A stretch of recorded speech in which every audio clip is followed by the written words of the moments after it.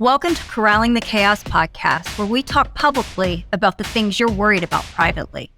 My name is Angela Leah, and I'm your host. This is the event industry podcast for companies and crew, where we're going to dive deep into things like, what does our industry need that it just doesn't have?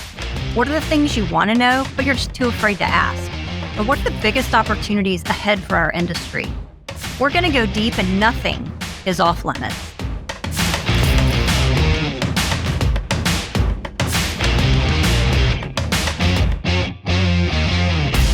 And welcome to another episode of Corralling the Chaos. I am your guest host, Jess Cook, head of content at Lasso. And today I am joined by Jeremy Elliott. Jeremy is a project manager at PSI, Production Service Industries, which is based out of Ontario, Canada. And he has seen the business from many different vantage points, having worked in the production industry one way or another since 2002 as a production manager, event producer, tour manager, and musician. And he believes that the successful execution of any event is a team adventure and is always impressed by the talent and ability of his colleagues. Jeremy, we're really excited to have you today. Thanks for joining us. No, thanks for having me, Jessica. Absolutely. Let's hear first about PSI. If you want to tell us a little bit about PSI and your role there and how you got into the events industry. Yeah, so PSI is based in St. Catharines, Ontario, but that is a function of some quick decisions we had to make during the pandemic when we had to make a quick decision to close one of our warehouses, which was in Toronto. So we centralized everything in St. Catharines. So that's where we are based. We're primarily an audio company, but we do provide, in my view, world-class lighting and video solutions, staging solutions, whatever our clients need. We've got about a full-time staff of 12, but our active roster of technicians is just north of 180 to service our various venue clients and our own shows. Amazing. And how did you get into the industry? Oh, how did I get into the industry? So I'm a drummer. And so I think when I got my first kit, the first thing you have to figure out after you learn to play it is how you're going to move it. And as a 10-year-old, that required some logistical thinking, relationship building, and all the rest. So I think that was sort of my start because, there's practical considerations with that instrument. And then fast forward, I was touring as a drummer and we hired a sound guy. And so we did this great thing for about a year where when we were on the road, he would mix my band. And then when we were off the road, he'd hire me to work in the warehouse of the production company that he worked for. So that was how I started to, marry the two worlds, or both sides of the mic, as I say. Very cool. I love that.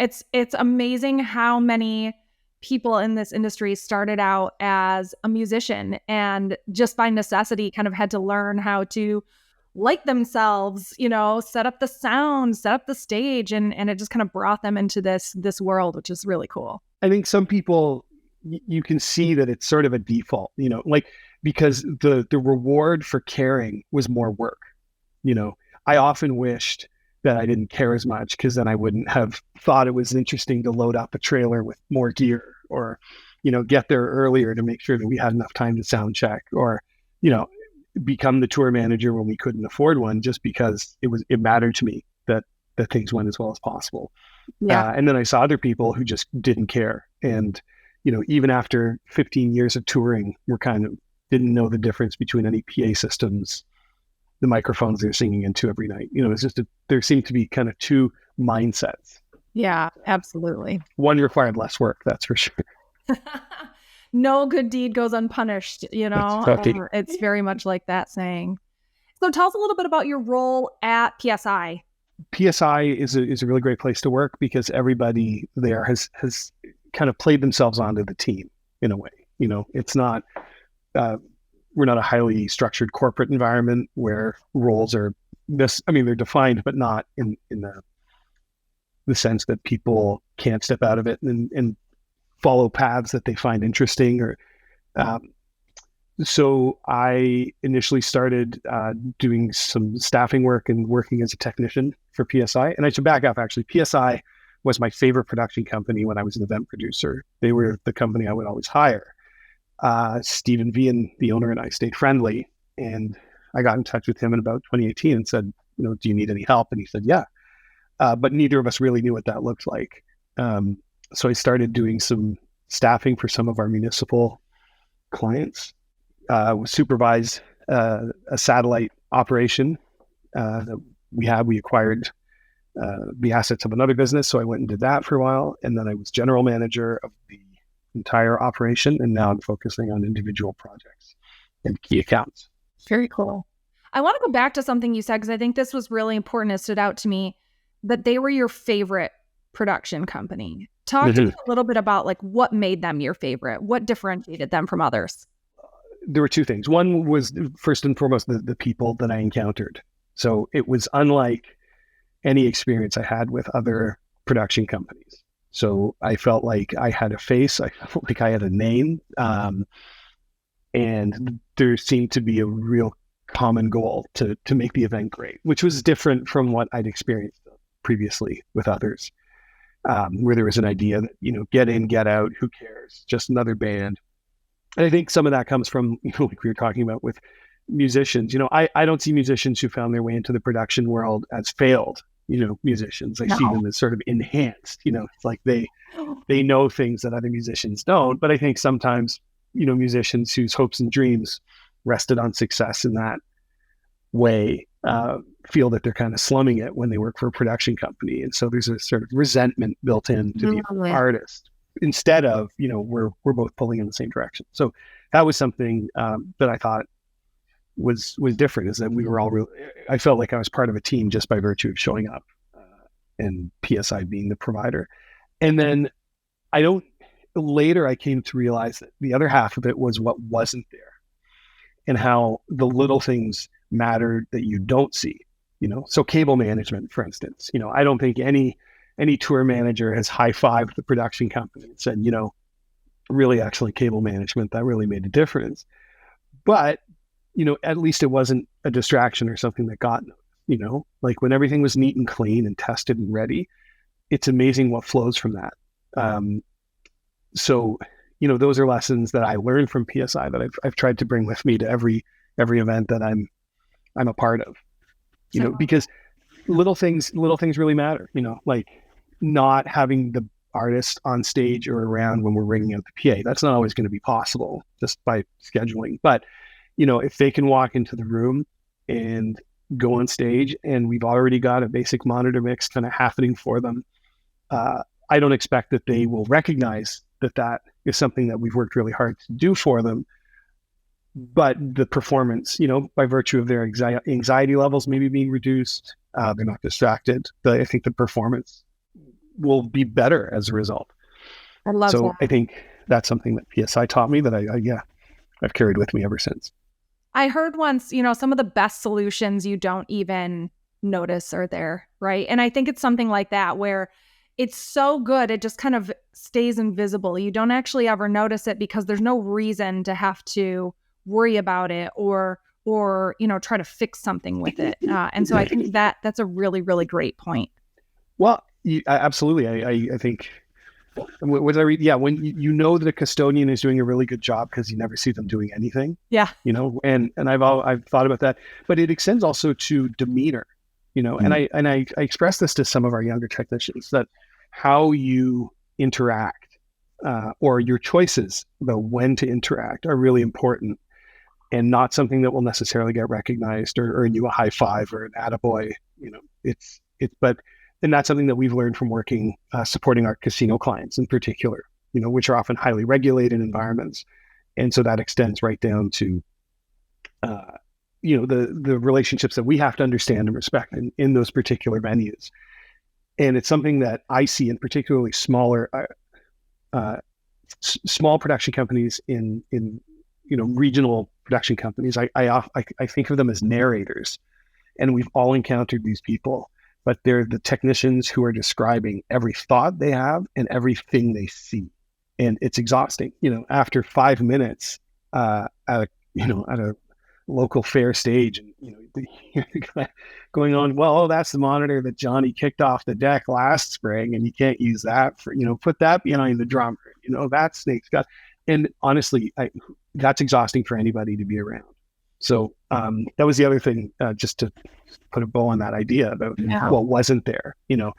Anytime I was approached by anyone on the PSI side, the contact was important. It was considered, and it was only later, as I got deeper into the production world, that I started to understand that every choice was really considered and thought out, and how that matters. That's so great. Love to hear that.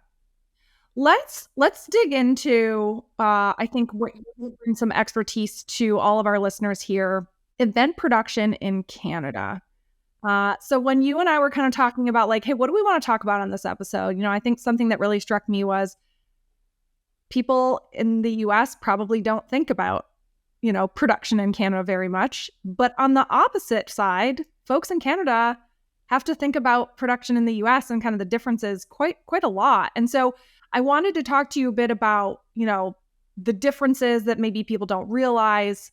What are some of the ways it's different, and how does it affect production companies in Canada? Yeah, the simple math, and this someone I'm sure will correct me, but the simple math is that the United States represents 10 times more of everything, right? So there are 10 times more people, 10 times more gear, 10 times more production companies, 10 times more gigs. So there's an abundance that we don't wake up and live in Canada. And I think that makes our assumptions a little different. So for instance, it might manifest itself as the drive between cities, right? So a Canadian tour, for instance, is an 8 to 10 hour drive every day between towns.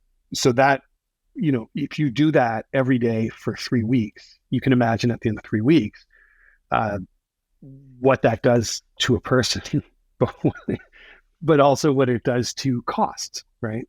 So we're dealing with kind of two challenges. One is that it's expensive, and the other is that it's long, right? So whereas I remember meeting American techs, and they're like, yeah, like we kind of got rolling around 11 for a 1 o'clock load in.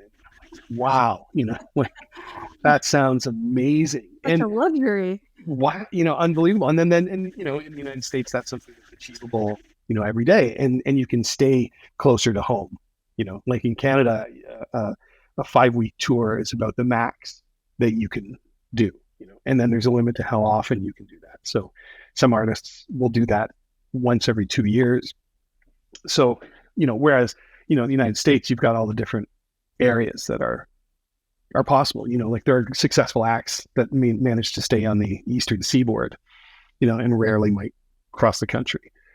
In terms of equipment, it seems that production companies, the exchange rate favors the American dollar. So I think like an American dollar is worth $1.34 Canadian. So when we buy equipment, we're doing that. We earn in Canadian dollars, but we're paying in American dollars. Sure. So there's a premium associated with buying equipment. And so I think that's bred an idea amongst production companies to take what I describe as the emporium approach. Like we've got everything, right? We need to be self-contained because we can't necessarily go get something very easily or inexpensively. And so that means you have multidisciplinary production companies who do everything. They do lighting, they do audio, they do video. Whereas in the United States, when we work with production companies, they're often a bit more specialized and larger, right? So not only are they bigger, but they only do lighting. And like that, that to the Canadian mind is really interesting. That there's enough work to sustain that kind of business approach. I think in terms of touring, any of our technicians going into the United States need work permits. And those are expensive to obtain and take a long time.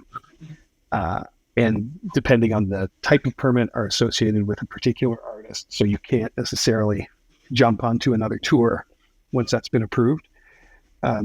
Whereas American technicians don't need any permission to work in Canada in the same way. So we have a disadvantage in that respect. Like our techs can't just go into the United States and work the same way that Americans can come into Canada. but there's a lot less work in Canada, so it's the problem might take care of itself.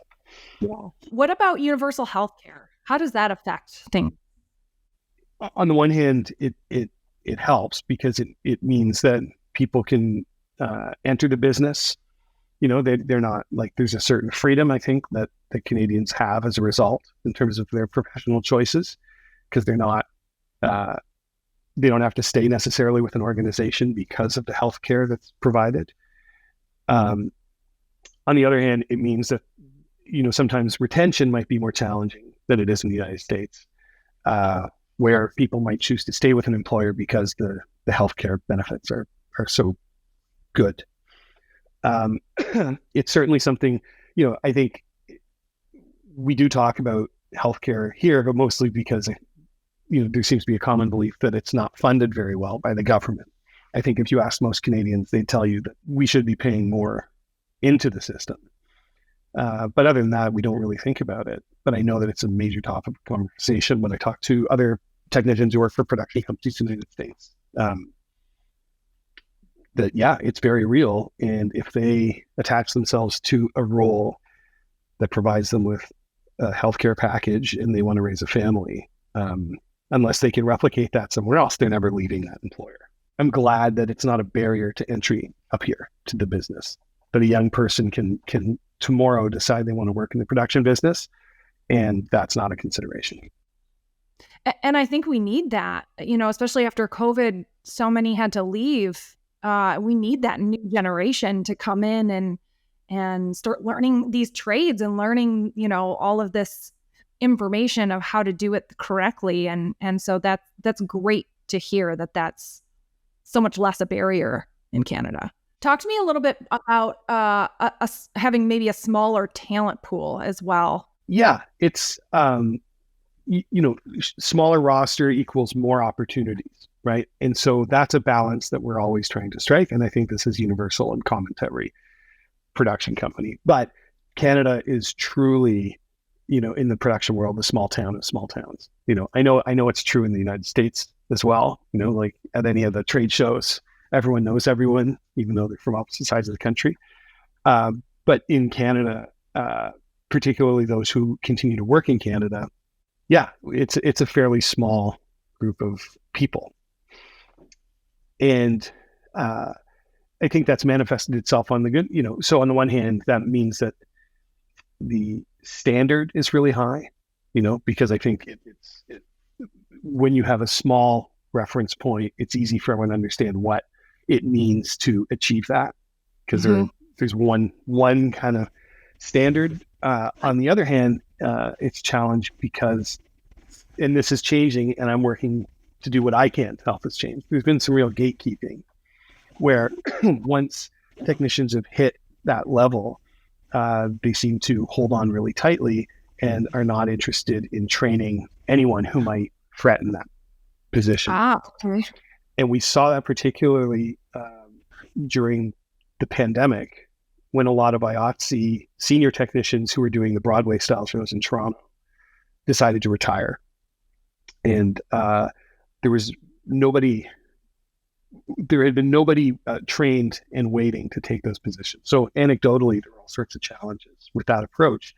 They would have been much better off if they'd had someone who they were working with to assume that position when the senior technician did decide to move on or change their position or retire.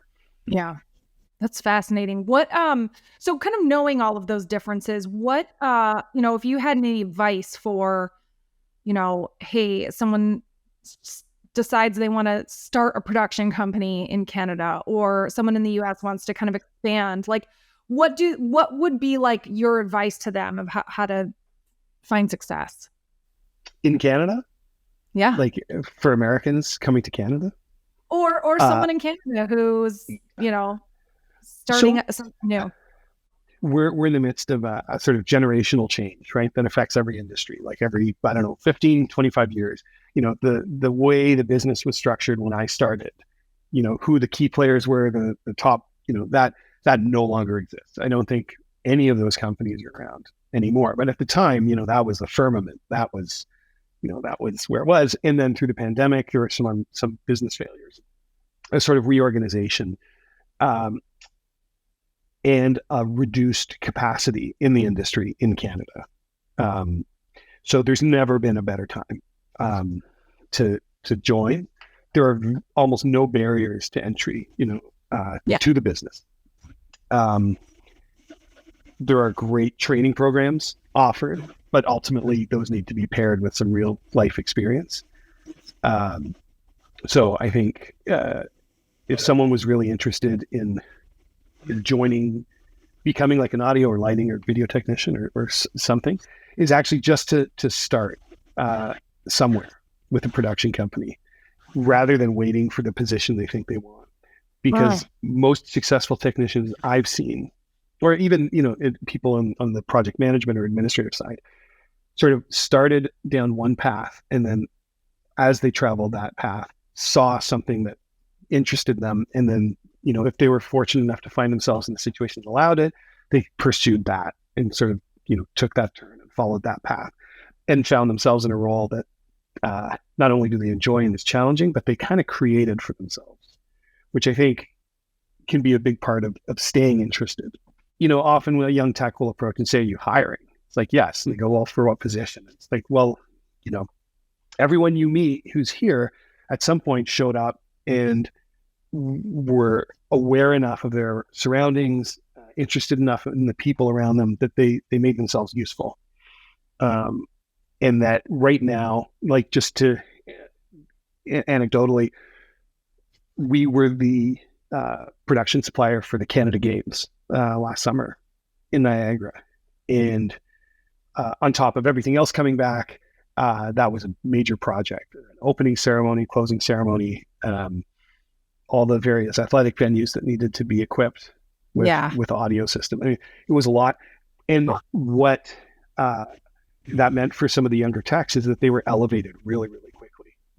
So, they might have started delivering small speaker systems to athletic venues, and then within a month we're operating.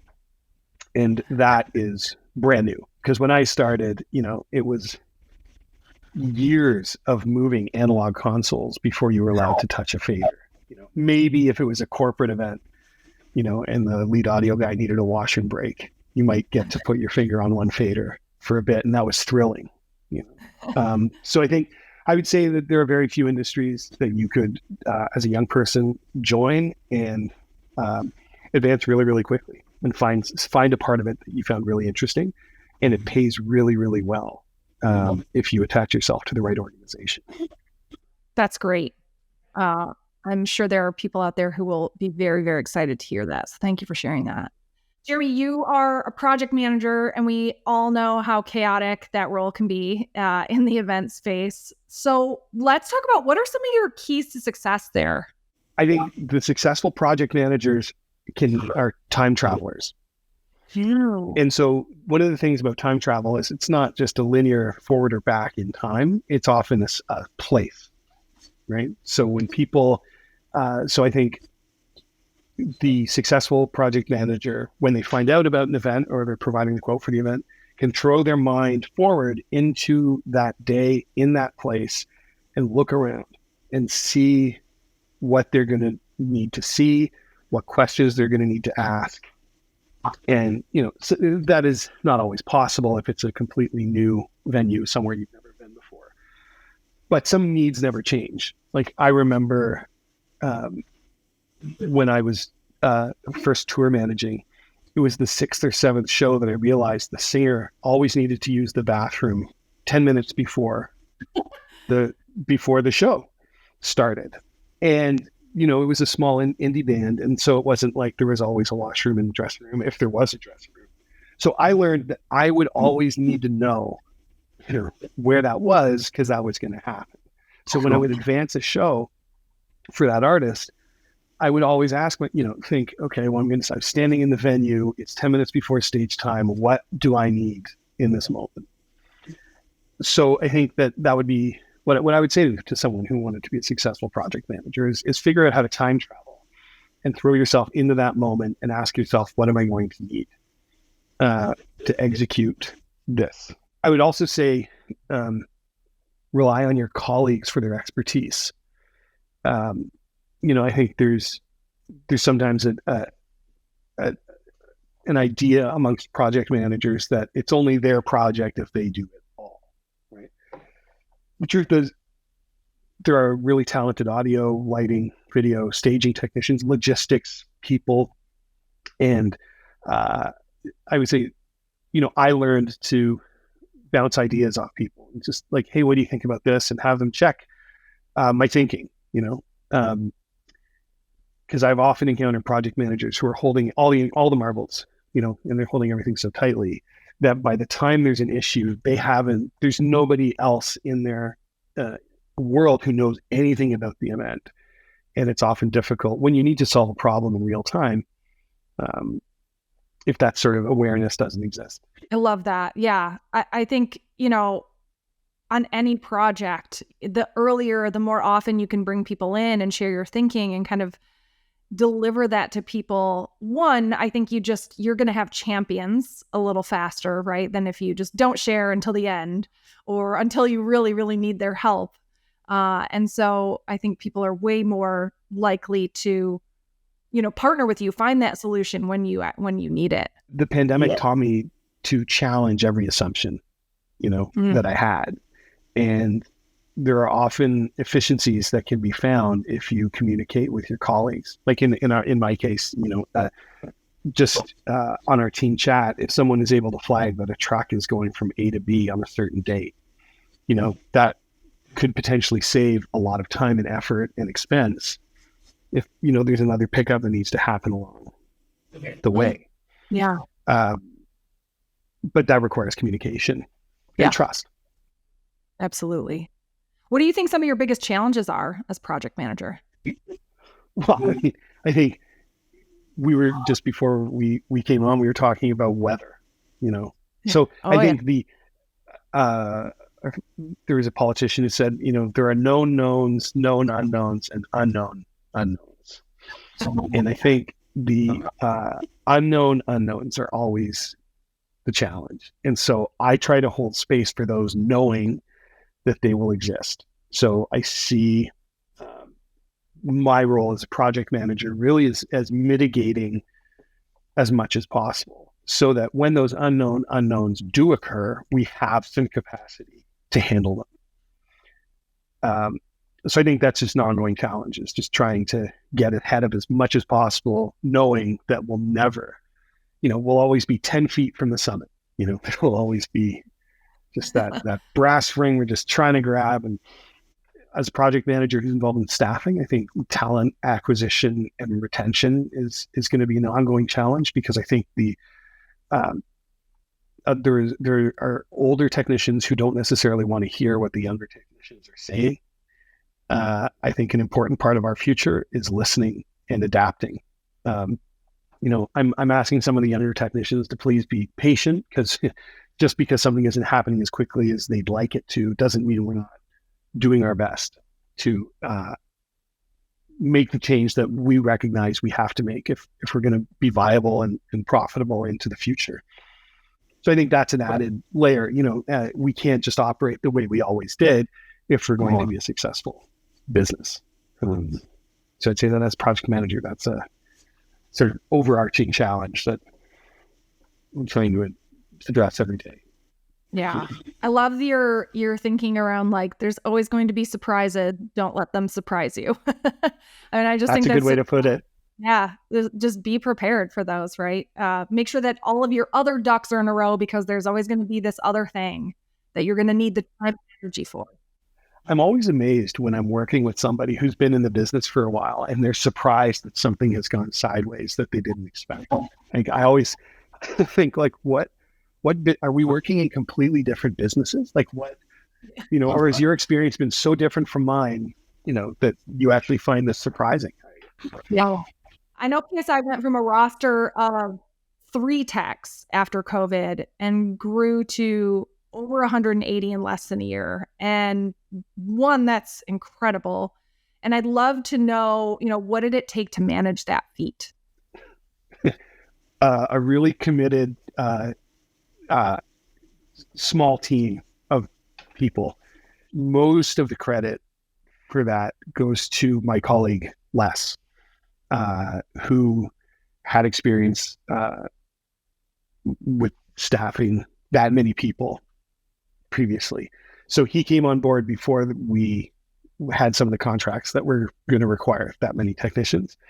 But he really has an amazing ability to understand different people, different skill sets, different inclinations, where they want to be, and really sees, I think, people for people. I think one of the things I've noticed from some staffing companies is they think they are engineers and that people are water. And if they just put an elbow, like an L bend in a pipe, that the people will go this way and that way. Versus understanding that everyone has, individuals have different ideas about their lives and work. So Les is really gifted at seeing people, knowing where they need to be. And people really like him. So he was a really important part of that. Now, on the admin side, we needed to onboard a lot of people really quickly and make sure that they had everything they needed. So in Ontario, that's their worker 4-step safety, their WHMIS training, which is hazardous materials, working at heights, all sorts of stuff that doesn't happen overnight, but is really, really important. So there was a real team effort just to make sure that those training opportunities were organized in time, that everyone had what they needed. And I have to say, without the Lasso platform, I don't know how, I can't imagine doing it any other way. When we were staffing 10 or fewer people, Lasso seemed like a really nice to have. It was a nice interface, but nothing we couldn't have probably accomplished through Google Calendar and email. But now that we're staffing this many people, I don't understand how anyone would have done this without a platform like Lasso. Yeah, absolutely. And so you're onboarding them through Lasso? Yeah, we haven't done the full dive into the document sharing or the signature side yet. I'm sure that's coming. Lasso gave us the ability to approach people with our arms wide open, right? And say, look, here's how we communicate. We don't do cattle calls, right? So we'll often reach out to individuals ahead of time, say, are you available? And then we'll use Lasso to, put a bow on the call, make sure that they've got all the information they need. It allows us to approach people with a rate, and a time, and say, look, here is what we're asking you to do. But I think my favorite feature when we approach someone is the calendar feature. Because for the first time in a lot of these technicians' lives, they had complete control over what we see in terms of their availability. It took us a while to get, you might edit this out because this is pretty granular in terms of the platform, but so it defaults to midnight if you click on availability. Oh. Right? If you don't take that extra step to say, I'm actually unavailable from midnight to whatever time, it will show you as unavailable for exactly 1 minute. And so as we were getting our heads around this caused some confusion for some of the techs, and they expressed some frustration. Like, hey, this is crazy. It's too many steps. But when we explained to them, this means that, say you had an obligation in the morning, this gives you the ability to block off just that time, right? So if you had a dental appointment that ended at 10 in the morning, and then we had a call that started at 11, this means you don't have to blow off a whole day of work because you had a single, commitment earlier in the morning. So part of our talent acquisition was being able to go to people and go look, not only do we want you to work for us, not only do we want to provide you with training opportunities, not only do we want to make sure that you're challenged and have opportunities, but we also give you control over your professional life, particularly if you're a freelance technician. And so that was a big part of it. And, as we went, we refined positions, we refined rates, we refined how we were communicating. But yeah, Lasso was sort of the it's not just a fancy app. It's sort of our entire staffing business, really. Amazing to hear. We love to hear those kinds of things. So thank you for sharing that. That's awesome. Jeremy, as we were prepping for this episode, I had asked you to name your biggest frustration in the industry. And you had mentioned that you didn't think we were doing enough to attract younger people to the business. So I would love to hear, what are your thoughts on how can we better usher in this new generation? So I had the opportunity to meet a lot of students at one of the theater technical programs at a local university.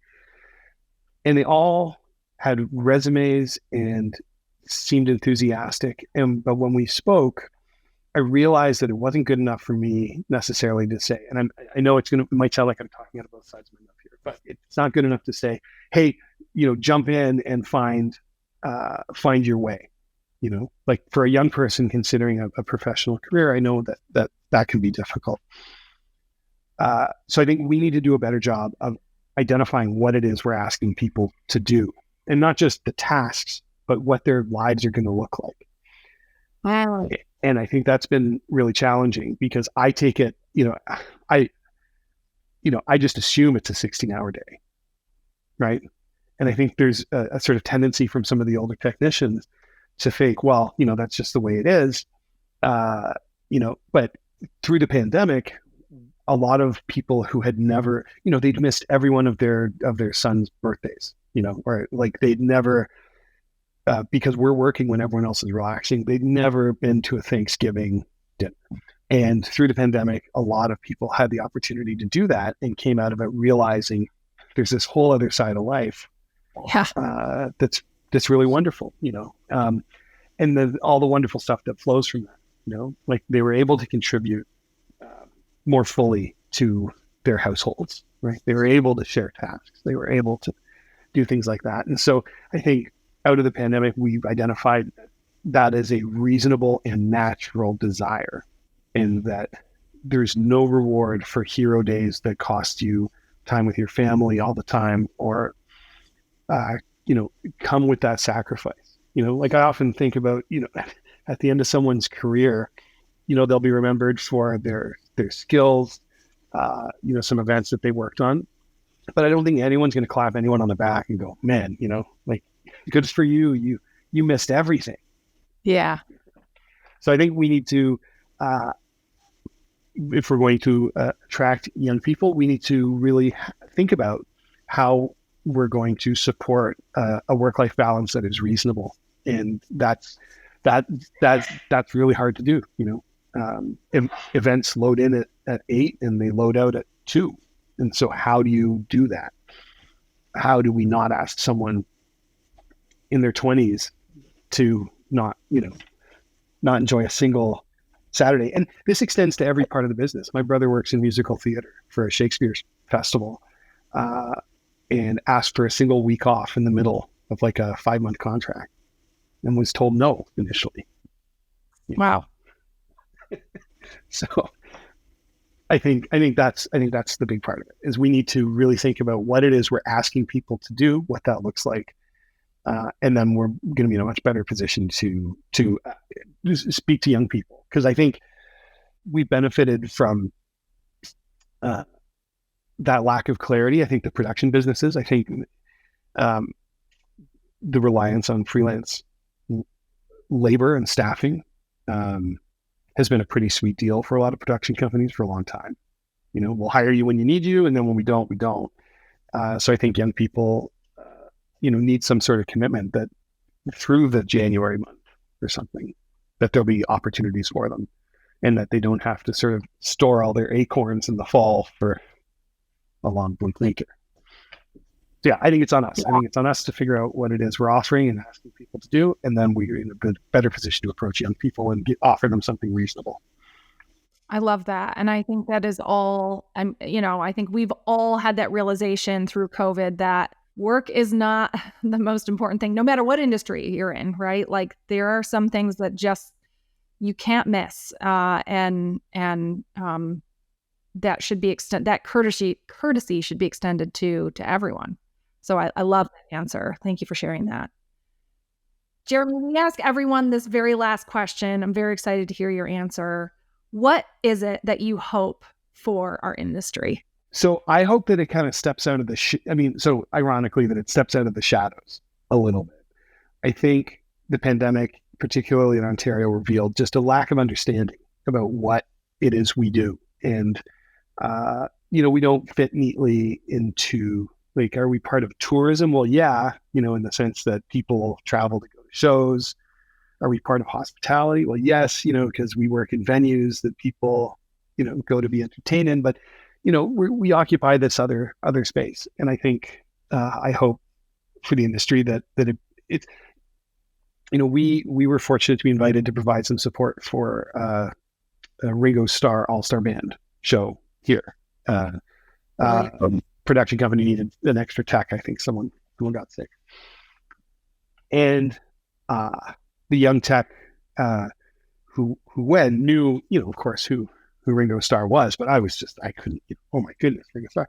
And the more I thought about it, I realized that we have jobs in the production world because of the Beatles, not just because they were famous, but because they had to stop touring because PA technology could not keep up, with the SPL, like it was too loud. They couldn't hear themselves on stage. The audience couldn't hear anything.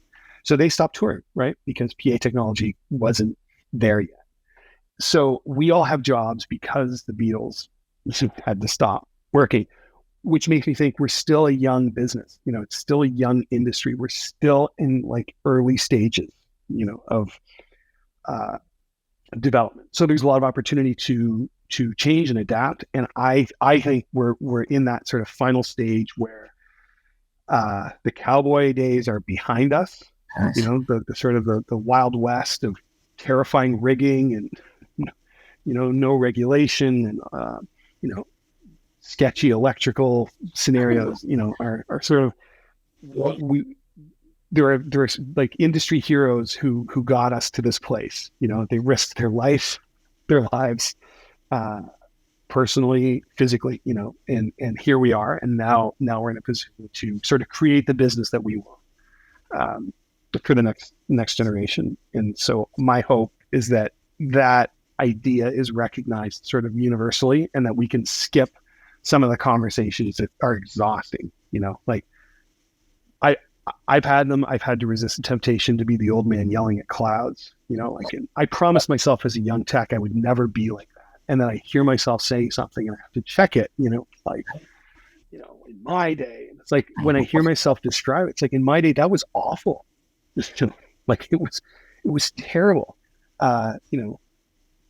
It wasn't cool, So that's my hope, is that there's a sort of common recognition that we're in a moment. And then on the other side of this moment is a more mature business that continues to be a great place to work. I love that. That was a fabulous answer. And absolutely, I think I would share that hope with you. I think that sounds incredible. And I think, like you say, this new generation that's coming in can help us get there. I think that's absolutely their hope as well. Well, they're forcing us to, because it's like the assumptions. Every assumption I had is being challenged. And also, the other side of it too, and the beautiful part of this moment we're in is, like, when I started, you were basically hired because you could lift a heavy sack of potatoes. That was sort of how you were useful.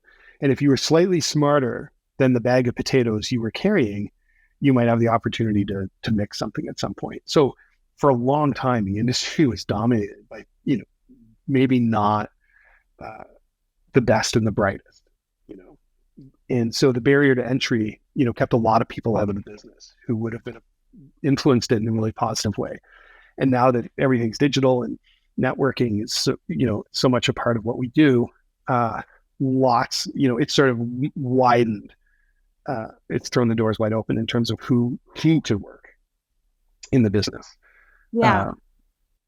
There's a new level of sophistication and kind of the group of people kind of coming in definitely mirrors that as well. Yeah. Well, it drives like old lighting techs crazy that, a 20-year-old can use an online editor, render an arena show, and come in and plug that into a console and, go, all right, I'm a lighting tech. And the older lighting tech is like, you haven't moved a dimmer rack. You haven't run any feeder yet. You don't know what it means.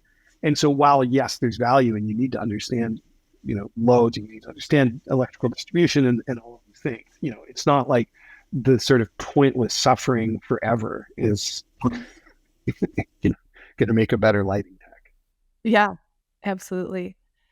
Jeremy, it has been an absolute pleasure talking to you. Thank you so much for joining us today. Thanks so much for having me. Listeners, if you enjoyed what you heard here today, please subscribe. And if you have any questions, we are always around. You can hit us up at podcast@lasso.io. We'll be there for you. We'll talk to you next time. Bye-bye.